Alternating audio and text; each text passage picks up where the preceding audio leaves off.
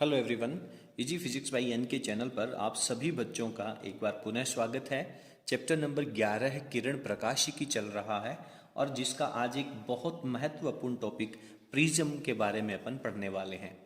जैसा कि आप लोगों ने नाम सुना है कि प्रिज्म, तो अपने दिमाग में सबसे पहले यह प्रश्न आता है कि ये प्रिज्म कैसा होता है, किस प्रकार से बनाया जाता है और इसके उपयोग क्या क्या होते हैं। तो क्रम के अनुसार अपन इन सभी प्रश्नों का उत्तर ढूंढते हुए चलेंगे। सबसे पहले मैं आप लोगों को बता दूं कि प्रिज्म जो है वो अपने पास कुछ इस तरीके से बना होता है। अगर आप इसकी स्ट्रक्चर के बारे में बात करेंगे तो ये एक त्रिभुज के आकार से बना हुआ एक कांच का बना हुआ ठोस आकृति होती है जिसे अपन प्रिज्म कहते हैं। इसकी बनावट के बारे में अपन बहुत अच्छे से विस्तार पूर्वक चर्चा करने वाले हैं। सबसे पहले मैं आप लोगों को बता दूं कि इस प्रिज्म के साथ में बहुत इंटरेस्टिंग कहानी होती है कि इसे जब सूर्य के प्रकाश के सामने रखा जाता है तो ये सूर्य से आने वाले प्रकाश को 7 रंगों में विभाजित कर देता है। चलिए देखते हैं। आज बाहर वातावरण में सूर्य की धूप कम पहुंच पा रही है, इसलिए प्रकाश है वो बिल्कुल क्लियर नहीं दिख रहा है। अपन फिर कभी मैं आप लोगों को सेपरेट, जब अपन इससे रिलेटेड जो एक बड़ा मेजर एक्सपेरिमेंट है उसको जिस दिन अपन कंप्लीट करेंगे प्रैक्टिकल सेशन के दौरान, उस दिन आप लोगों को किस तरीके से प्रिज्म के द्वारा रंगों का विक्षेपण होता है उसको आप लोगों को दिखा दिया जाएगा। सबसे पहले बात आती है कि साहब जब ये एक प्रैक्टिकल इंस्ट्रूमेंट है तो डेफिनेटली एग्जामिनर आपसे पूछेगा कि प्रिज्म कहते किसे हैं। देखिए, प्रिज्म एक पारदर्शी कांच का बना हुआ ठोस वस्तु होती है जिसमें 2 अपवर्तक पृष्ठ होते हैं। ये आपके पास कुल इसके ऊपर 3 पृष्ठ हैं। यदि प्रकाश की किरण आपके पास इस पृष्ठ में आपतित होती है और अपवर्तन के पश्चात इस दूसरे पृष्ठ से निकलती है तो इन दोनों पृष्ठों को जिनसे प्रकाश का अपवर्तन हो रहा है उन्हें अपन अपवर्तन पृष्ठ कहते हैं। ठीक है, तो 2 अपवर्तक पृष्ठों से मिलकर के बनी हुई पारदर्शी कांच के माध्यम की जो वस्तु है उसे अपन प्रिज्म कहते हैं। तो फटाफट मैं इसकी डेफिनेशन आप लोगों को लिख देता हूं। तो यहां पर डेफिनेशन में मैंने लिखा है कि 2 अपवर्तक पृष्ठों से घिरा पारदर्शी माध्यम प्रिज्म कहलाता है। आप सिंपल, हालांकि इसकी परिभाषा परीक्षा में नहीं पूछी जाती है लेकिन एग्जामिनर आपसे पूछ सकता है। तो 2 अपवर्तक पृष्ठों से घिरा हुआ पारदर्शी माध्यम है वो प्रिज्म कहलाता है। अब एग्जामिनर कहेगा कि बेटा इसके अपवर्तक पृष्ठ कौन कौन से हैं, तो आप लोगों को बहुत क्लियरली कहना है कि सर यदि इस पृष्ठ के ऊपर प्रकाश की किरण आपतित हो रही है तो वो अपवर्तन के पश्चात यहाँ पे एक बार अपवर्तन होगा क्योंकि प्रकाश की किरण वायु से कांच में प्रवेश कर रही है। उसके बाद में चल करके मान लीजिए वो यहाँ पे पहुंचती है तो फिर इस पृष्ठ से दोबारा जब वो हवा में जाएगी तो दोबारा उसका अपवर्तन होगा। तो ये पहला अपवर्तक पृष्ठ हो गया और एक दूसरा अपवर्तक पृष्ठ हो गया। इन दोनों अपवर्तक पृष्ठों के बीच वाला ये जो एंगल है जिसे अपन प्रिज्म कोण कहते हैं। यदि प्रकाश की किरण यहां से एंटर होकर के यहां से निकल रही है तो ये प्रिज्म कोण हो जाएगा, और यदि प्रकाश की किरण इस तरफ से प्रवेश करके यहां से बाहर निकल रही है, यानी जिन दोनों पृष्ठों से प्रकाश की किरण का अपवर्तन होगा उन दोनों पृष्ठों के बीच का जो एंगल है वो आपका प्रिज्म कोण कहलाएगा और इसे अपन कैपिटल ए के द्वारा प्रदर्शित करेंगे। क्लियर है? तो प्रिज्म के बारे में केवल इतना सा है, बनावट किस तरह से होती है ये आप लोगों के बिल्कुल सामने है। अब जनरली क्या होता है, साधारण जो प्रिज्म होते हैं उसमें ये जो तीनों भुजाएं होती हैं वो एक समबाहु त्रिभुज की भुजाओं के तुल्य होती हैं, यानी कि जनरली ये जो एंगल होते हैं वो 60 डिग्री के होते हैं। बाकी अलग अलग प्रकार के उद्देश्य के लिए बनाए गए जो प्रिज्म हैं उनके ये कोण अलग भी हो सकते हैं। ठीक है, चलिए आगे चलते हैं। देखिए, अब अपना प्रिज्म से रिलेटेड एक बड़ा एक्सपेरिमेंट भी है और थ्योरी के अंदर भी ये टॉपिक बहुत महत्वपूर्ण है। निश्चित रूप से यहां से परीक्षा में प्रश्न निकलने वाला है। प्रश्न अपना कह रहा है कि प्रिज्म से अपवर्तन, यानी प्रकाश किरणों का प्रिज्म के द्वारा अपवर्तन किस तरह से होता है। आप बहुत ध्यानपूर्वक पढ़ेंगे। सबसे पहले मैं कहता हूं कि ABC मेरे पास एक प्रिज्म है और ये बेटा आपके पास कुछ इस तरीके से रखा हुआ है, कुछ ऐसे रखा हुआ है। समझ पा रहे हैं? इसमें मैं इस पॉइंट को A, इसे B और इसे C कह रहा हूं। सबसे पहले प्रकाश की किरण है वो इस AB पृष्ठ के ऊपर आपतित करवाएंगे। किस तरह से उसका अपवर्तन होगा, किस तरह से उसके बाद में अपवर्तन के पश्चात वो प्रकाश की किरण निर्गत होगी, अपन बहुत ध्यानपूर्वक पढ़ने वाले हैं। सबसे पहले अपन क्या करते हैं कि मैं AB पृष्ठ को और AC पृष्ठ को इनको अपवर्तक पृष्ठ मानूंगा। तो इसके लिए मुझे क्या करना चाहिए, इस AB पृष्ठ के ऊपर एक अभिलंब का निर्माण कर लेना चाहिए ताकि अपन प्रकाश की किरण का अपवर्तन अच्छे से समझ सकें। क्लियर है। और इसी तरीके से अपने को ये जो AC पृष्ठ है इसके ऊपर भी एक अभिलंब का निर्माण कर लेना चाहिए ताकि अपन अपवर्तन की स्थिति को अच्छे से पढ़ सकें, क्योंकि अपन अपवर्तन के नियम को पहले बहुत ध्यानपूर्वक पढ़ चुके हैं। ये मान लीजिए कि मेरे पास एक प्रकाश की किरण आ रही है जिसे मैं कह रहा हूं P किरण आ रही है। ये P किरण यहाँ पे प्रकाश की आपतित हो रही है और इस बिंदु का नाम कह देता हूं मैं Q पॉइंट के ऊपर ये प्रकाश की किरण आपतित हो रही है। आप जानते हैं कि अभिलंब के साथ बनने वाला जो एंगल होगा उसे अपन आपतन कोण I कहेंगे। आप ये भी जानते हैं कि ये जो प्रकाश की किरण है अगर माध्यम चेंज नहीं होता तो बिल्कुल डायरेक्टली ऐसे सामने निकल जाती। ठीक है बेटा। लेकिन अब क्या होगा, अब इसका अपवर्तन होगा, विरल माध्यम से सघन माध्यम में प्रवेश करेगी।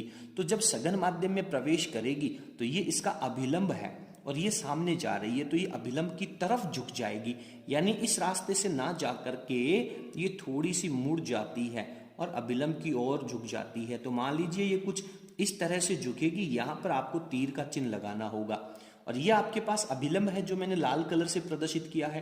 तो यहां पे इसका अपवर्तन कोण बनेगा जिसे मैं R कह देता हूं और R के साथ में 1 लगा देता हूं। 1 इसलिए लगाऊंगा क्योंकि मेरे पास 2 अपवर्तन कोण होने वाले हैं।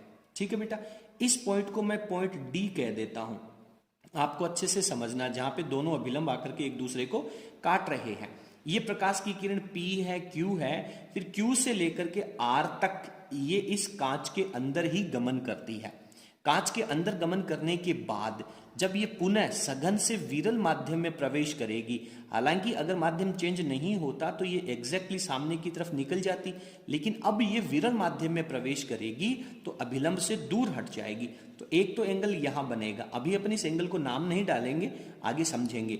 और अब ये जब विरल माध्यम में निकलेगी तो इस तरीके से अभिलंब से दूर हट जाएगी और इसे कह देता हूं P, Q, R and S किरण। समझ में आ रहा है।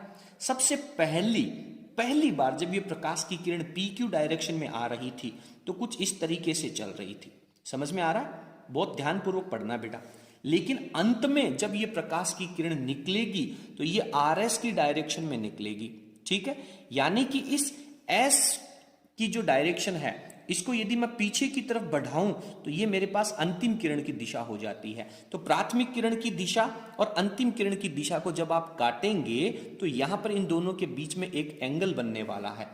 देखिए किस तरह से। तो इस RS भुजा को यदि मैं पीछे की तरफ बढ़ाऊं तो ये क्या हो जाएगा, ये मेरे पास अंतिम किरण की दिशा है, RS दिशा में जो बाहर निकल रही है, और ये PQ है, ये मेरे पास प्रारंभिक किरण की दिशा है।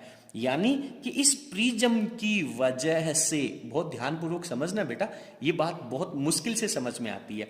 इस प्रिज्म की वजह से जो प्रकाश किरण PQ डायरेक्शन में चल करके आ रही थी अब वो RS दिशा में मुड़ जाती है। हालांकि प्रकाश की किरण का 2 बार अपवर्तन हो रहा है तो इसकी दिशा के अंदर कितने डिग्री का कोण बना, यानी ये प्रकाश की किरण है जो इस तरह से सामने की तरफ आकर के अब ऐसे मुड़ रही है तो कितना विचलन हो गया, कितने डिग्री कोण से इसकी डायरेक्शन है वो मुड़ जाती है। तो ये जो पॉइंट है इसे अपन कहेंगे विचलन कोण, और विचलन कोण को अपन डेल्टा से प्रदर्शित करने वाले हैं। क्लियर है। और ये जो पॉइंट है जहां पर आपतित किरण और अंतिम किरण एक दूसरे को इंटरसेक्ट कर रही है इसे मैं पॉइंट O कह देता हूं। अब अपने सामने कहानी ये है कि ये जो कोण है, हालांकि आप अभिलंब के साथ और इस QR किरण के साथ जो कोण बनेगा इसे आप आपतन कोण कहेंगे, डेफिनेटली आपतन कोण कहेंगे, लेकिन मैं इस आपतन कोण को R2 के द्वारा प्रदर्शित करूंगा। R2 के द्वारा प्रदर्शित क्यों करूंगा, क्योंकि ये दोनों अंदर वाले एंगल हैं। इसको R1 कहूंगा, इसको I2 कहूंगा तो थोड़ा अजीब लगेगा, लेकिन अगर इसको R1 कहूं, इसको R2 कहूंगा तो थोड़ा कॉम्बिनेशन ठीक लगेगा। लेकिन मेरा दिमाग ये कह रहा है कि ये R2 है, वो आपतन कोण ही है। ये अंत में ये प्रकाश की किरण इस दिशा में निकल रही है तो ये जो एंगल होगा अभिलंब के साथ में बनने वाला टोटल एंगल होगा, इसे अपन एग्जिट कोण भी कह सकते हैं। ई से भी प्रदर्शित कर सकते हैं, लेकिन यहां पर मैं इसको I2 से रिप्रेजेंट कर देता हूं और मुझे पता है कि ये I2 जो है वो दूसरे माध्यम में जब अंत में प्रकाश की किरण अपवर्तित होगी तो उसका एंगल होगा। इतनी कहानी आपको अच्छे से समझनी है। मैं आप लोगों को बता दूं कि आपकी बुक में थोड़ा सा मिसप्रिंट है, ये R1 और R2 है वो एंगल यहां प्रदर्शित किए गए हैं जो कि गलत है। आपको बहुत अच्छे तरीके से इस बात को समझना है। क्लियर है? डायग्राम के अंदर केवल अपन इतनी ही बात करेंगे, तीर का निशान आपको तीनों ही किरणों के ऊपर लगाना है, इसके अलावा चित्र नहीं है। और यही डायग्राम आपको अपने प्रैक्टिकल रिकॉर्ड के अंदर जब आप प्रिज्म का एक्सपेरिमेंट करेंगे तब भी आपको लिखना है। आप एक बार जब ये टॉपिक अच्छे से पढ़ लें उसके बाद में प्रैक्टिकल जो है प्रिज्म का वो भी आपको तुरंत कर लेना चाहिए ताकि दोनों चीजें अच्छे से क्लियर हो सके। अब जितनी भी कहानी अपन ने सुनी है उसको मैं यहाँ पे पैराग्राफ के रूप में थोड़ा लिख देता हूं, उसके बाद में अपन अपने टॉपिक को आगे कंटिन्यू करते हैं। तो यहां पर पैराग्राफ के रूप में मैंने लिखा है कि अपवर्तक पृष्ठ AB व AC, AB ये हो गया और AC ये हो गया, AB व AC से बना प्रिज्म ABC है। प्रिज्म का नाम क्या है? ABC है, जिसके पृष्ठ AB पर प्रकाश किरण PQ आपतित होती है। ये जो AB पृष्ठ है इसके ऊपर PQ प्रकाश की किरण आपतित होती है, ठीक है, जिसका आपतन कोण I1 और अपवर्तन कोण R1 है। आपतन कोण को अपन I1 कह देंगे और अपवर्तन कोण को R1 कह देंगे। पृष्ठ AC से, ये जो दूसरा पृष्ठ AC है उससे प्रकाश किरण QR का, ये QR प्रकाश की किरण है, R बिंदु पर जब टकराएगी तो इसका पुनः अपवर्तन होगा। QR का अपवर्तन होता है और अपवर्तन होकर के RS किरण निर्गत होती है, RS की दिशा में ये बाहर निकल जाती है। जब RS की दिशा में बाहर निकलेगी उस समय आपतन कोण R2 है और निर्गत कोण I2 है। ये पूरा एंगल है वो निर्गत कोण I2 है। क्लियर है? अंत में अपन लिखेंगे कि आपतित किरण और निर्गत किरण दोनों जहां पे प्रतिच्छेद करेंगी, इन दोनों के बीच में बनने वाला, देखिए बीच में तो ये भी हो सकता है लेकिन आपतित किरण की डायरेक्शन लेनी है और निर्गत किरण की डायरेक्शन लेनी है। इन दोनों की दिशा में जो परिवर्तन हुआ है, तो यहां पे मैंने लिखा है कि आपतित किरण एवं निर्गत किरण के मध्य बना कोण, ध्यान देना आपतित किरण है और निर्गत किरण है, दोनों के बीच में बनने वाला कोण है उसे अपन विचलन कोण कहते हैं और इसे अपन डेल्टा से प्रदर्शित करते हैं। ये अलग अलग स्थितियों के ऊपर ये विचलन कोण निकालना ही इस ऑब्जेक्ट का उद्देश्य है, इस प्रैक्टिकल का उद्देश्य है। अपन देखेंगे कि आपतन कोण की वैल्यू अलग अलग चेंज करने पर इस विचलन कोण के मान में किस तरह से परिवर्तन होगा और अपन ग्राफ भी ड्रॉ करेंगे और यही आपका कंप्लीटली प्रैक्टिकल है। बच्चों को बहुत दिक्कत आती है, डायग्राम आपको बहुत ध्यानपूर्वक समझना है, बहुत अच्छे तरीके से समझना है, ठीक है। बच्चे अक्सर क्या करते हैं कि इस एंगल को डेल्टा लिख देते हैं, आपतित किरण की और निर्गत किरण के बीच में बनने वाला एंगल जो होगा उसे अपन डेल्टा लिखेंगे। इस चित्र को देख करके आपको बहुत ध्यानपूर्वक ये पैराग्राफ भी लिख देना है, बहुत इजी है, दिमाग पे ज्यादा लोड डालने की जरूरत नहीं है, वेरी सिंपल, ठीक है। अब डायग्राम जो है वो आप लोग अच्छे से समझ लें। अब अपन आगे इसका मैथमेटिकल पोर्शन करेंगे, बार बार जरूरत पड़ने पर मैं आप लोगों को डायग्राम भी दिखाता जाऊंगा। फटाफट आप स्क्रीन को पॉज करके नोट्स लिख लें, आगे चलते हैं। अब आगे अपन क्या करेंगे, आप बहुत ध्यानपूर्वक पढ़ना बेटा। पॉइंट Q के ऊपर ये जो रेड कलर में मैंने दिखाया ये अभिलंब है, यानी आप ये बात कहेंगे कि सर AQD जो एंगल बनेगा AQD वो 90 डिग्री का बनेगा क्योंकि ये अभिलंब है। और इसी तरीके से ARD ये जो पूरा एंगल बनेगा ARD वो भी यहां पे 90 डिग्री का बनेगा क्योंकि ये भी पृष्ठ के ऊपर अभिलंब है। और यहां पे आप देख रहे हैं कि AQDR ये पूरा का पूरा आपको एक चतुर्भुज नजर आ रहा है। तो सबसे पहले मैं मेरे टॉपिक की शुरुआत है वो इस चतुर्भुज से ही करने वाला हूं। तो आप जानते हैं कि चतुर्भुज के चारों कोणों का योग कितना होता है, 360 डिग्री होता है। तो मैं यहां से लिखता हूं, क्योंकि चतुर्भुज AQDR के लिए, इसके लिए आपको लिखना है क्या लिखेंगे? आप लिखेंगे एंगल ए पर, तो पॉइंट ए पर तो एक ही एंगल बन रहा है, इसलिए इसे आप एंगल ए लिख सकते हैं, प्लस क्यू के ऊपर जो एंगल बनेगा ए क्यू डी, तो इसको लिखेंगे आप एंगल ए क्यू डी। इसके बाद में पॉइंट डी के ऊपर सिर्फ एक ही एंगल बन रहा है, तो यहां पे आप डायरेक्ट डी लिख सकते हैं, प्लस आर पॉइंट के ऊपर डी आर ए, तो इसे अपन लिख देंगे एंगल डी आर ए, और इन चारों का जो योग होगा वो 360 डिग्री होगा। ठीक है, आपने बहुत अच्छे से पढ़ लिया कि सर ए क्यू डी का और डी आर ए का, इन दोनों का मान 90 डिग्री है। तो मैं दोबारा रेफरेंस डाल देता हूं, क्योंकि ए क्यू डी इसकी वैल्यू बराबर है डी आर ए के, और both are equals to 90 degree हैं। तो जब दोनों का मान 90 यहां पे अपन रखेंगे, फिर उसको जोड़ेंगे तो 180 हो जाएगा, दूसरी तरफ जाएंगे तो माइनस में 180 जाएगा। तो फाइनली अपन कह सकते हैं कि angle A plus angle D, इन दोनों की जो वैल्यू है वो आपके पास 180 डिग्री रह जाएगी। क्या मेरी बात से सहमत हैं आप? चलिए इसे आप इक्वेशन नंबर 1 डाल दीजिए। तो इस टॉपिक की जो शुरुआत है वो अपन ने एक चतुर्भुज से करी है। आपको बहुत ध्यानपूर्वक पढ़ना है बेटा, रटने की आवश्यकता नहीं है, समझते हुए इस पोर्शन को करना है। रटोगे तो ना तो बोर्ड एग्जाम में कर पाओगे, ना ही प्रैक्टिकल एग्जाम में कर पाओगे। ये पूरा का पूरा प्रिंसिपल है वो आपको प्रैक्टिकल एग्जाम के दौरान भी लिखना होगा। समझते हुए चलना, बिल्कुल क्रिस्टल क्लियर होना चाहिए। चलिए आगे चलते हैं, आप पहले इसको लिख लें फिर अपन आगे चलते हैं। ए पॉइंट पे तो सिर्फ एक ही एंगल बन रहा है, तो इसको डायरेक्ट मैं एंगल ए कह दूंगा, और उसके बाद में क्यू पॉइंट के ऊपर ए क्यू डी, तो एंगल ए क्यू डी कह दिया। डी पॉइंट पे सिर्फ एक ही एंगल है, तो इसे अपन ने एंगल डी कह दिया, और आर पॉइंट के ऊपर एंगल डी आर ए, तो डी आर ए लिख दिया, और चारों का जो योग है वो कितना हो जाएगा बेटा? 360 डिग्री हो जाएगा। ठीक है, चलिए फिर आगे अपन जानते हैं कि ये जो दोनों एंगल हैं वो 90 के हैं, तो ये वैल्यू और ये वैल्यू दोनों की 90 बराबर होगी, तो यहां पे 90 रखेंगे। जैसे ही आप इनकी वैल्यू 90 रखेंगे तो आप जानते हैं कि सर 90 और 90 तो 180 हो गया, 180 दूसरी तरफ जाएगा तो माइनस 180 हो गया, और माइनस 180 जब जाएगा तो 360 में से माइनस 180 होकर के 180 रह जाएगा। तो इस इक्वेशन को अपन समीकरण नंबर 1 डाल देंगे, सबसे महत्वपूर्ण, यानी सिर्फ एंगल ए और एंगल डी, इन दोनों का जो योग है वो आपके पास 180 डिग्री का कोण रहने वाला है। ठीक है, समझ में आ गया? चलिए अब आगे क्या करते हैं? आगे बेटा अपन एक ट्राइंगल लेते हैं, एक त्रिभुज लेते हैं, क्यू डी आर, या फिर इसे क्यू आर डी त्रिभुज भी कह सकते हैं।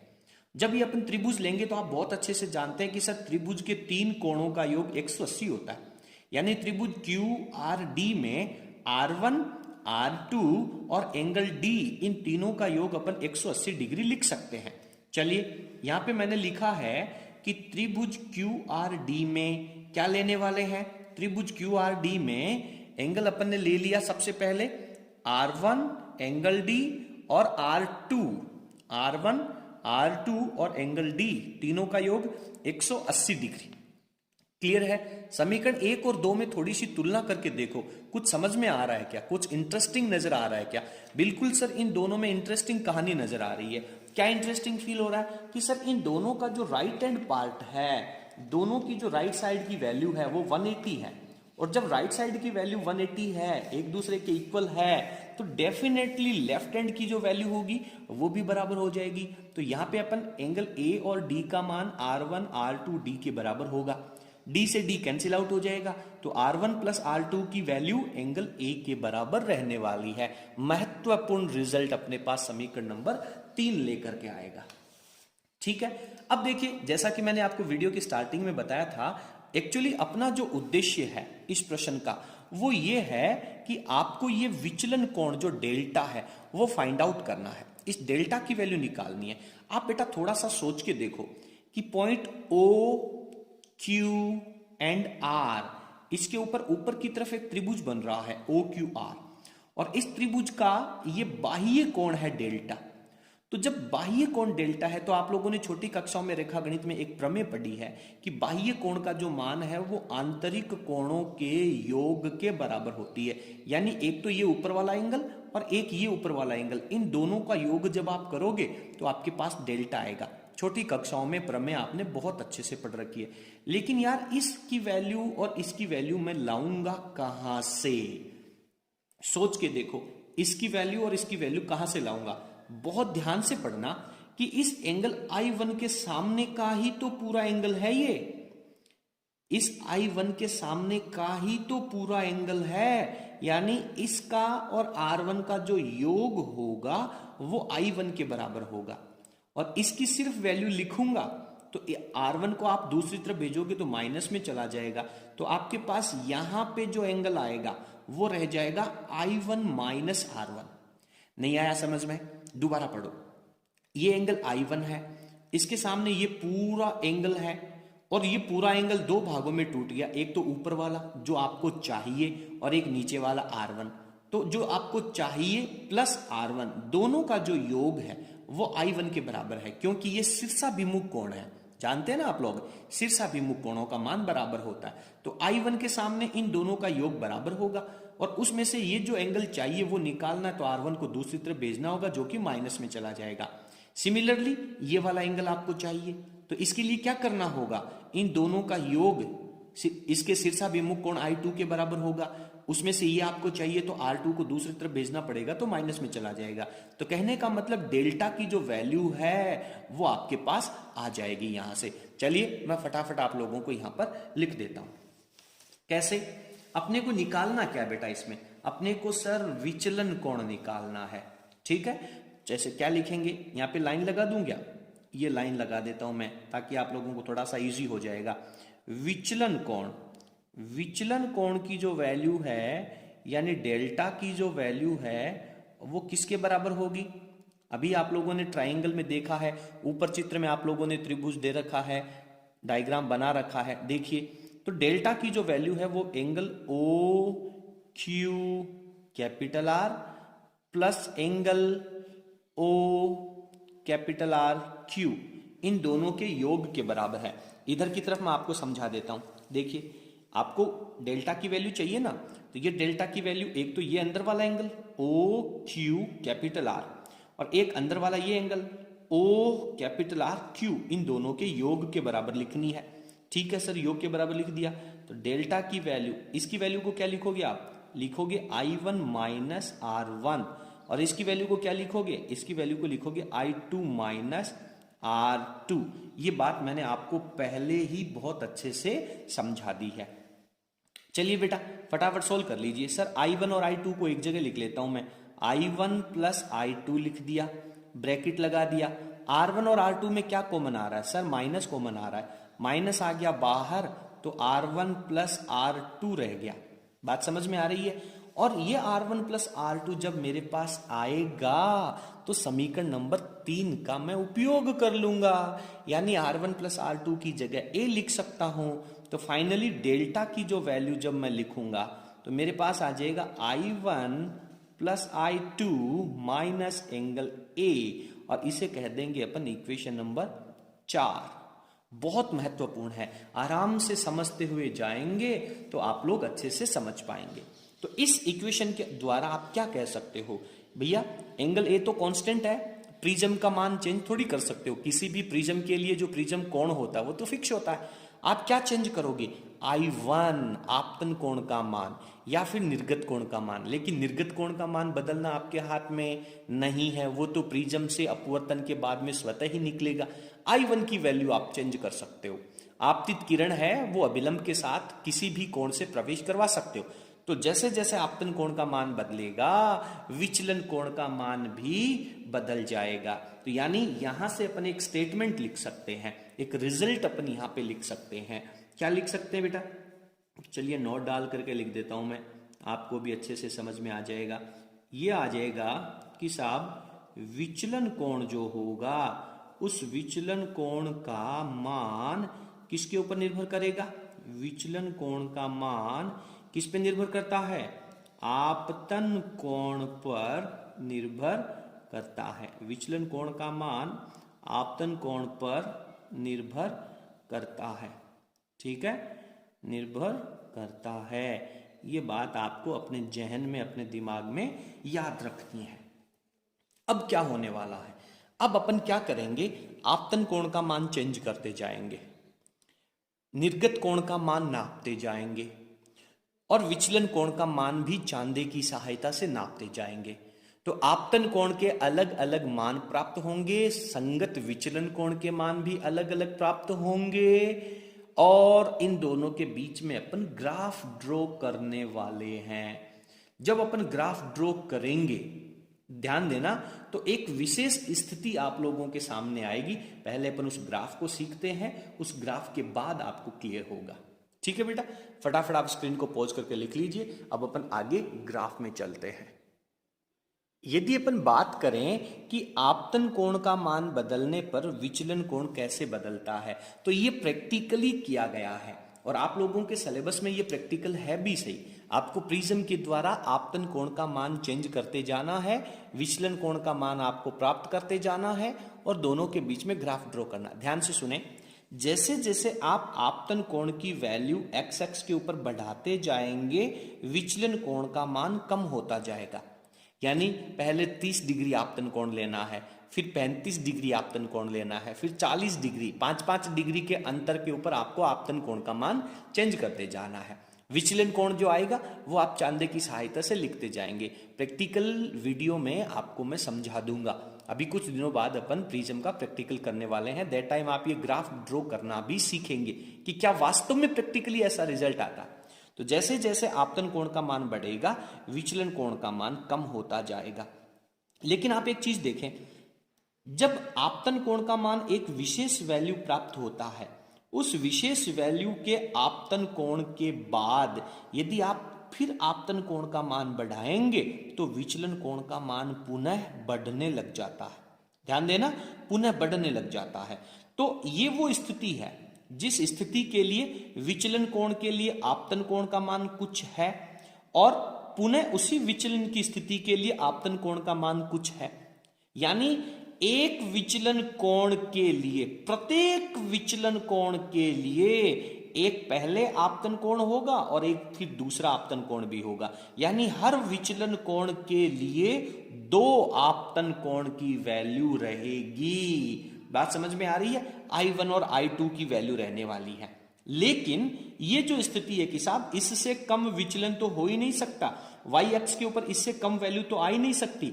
ये जो सबसे कम विचलन है इसे अपन कहते हैं न्यूनतम विचलन, मिनिमम डाइवर्जन कहते हैं। डेल्टा m से प्रदर्शित करेंगे और इस वैल्यू के ऊपर आपतन कोण के जो मान 2-2 प्राप्त हो रहे थे हर एक विचलन के लिए, वो दोनों ही एक ही मान प्राप्त होते हैं। यानी I1 की वैल्यू भी वही होगी और I2 की वैल्यू भी वही होने वाली है। बात समझ में आ रही है? यानी न्यूनतम विचलन की स्थिति में दोनों आपतन कोणों का मान बराबर हो जाएगा। ये आपके पास एक विशेष स्थिति प्राप्त होती है। इसी का उपयोग करके अब आपको आगे मैथमेटिकल पोर्शन है उसको सॉल्व करना है। तो मैं यहां पे लिखता हूं, डायरेक्ट लिखूंगा, न्यूनतम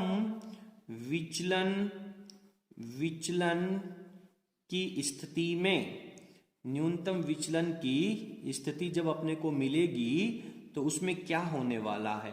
उसमें होगा क्या कि सर I1 का मान और I2 का मान बराबर हो जाएगा।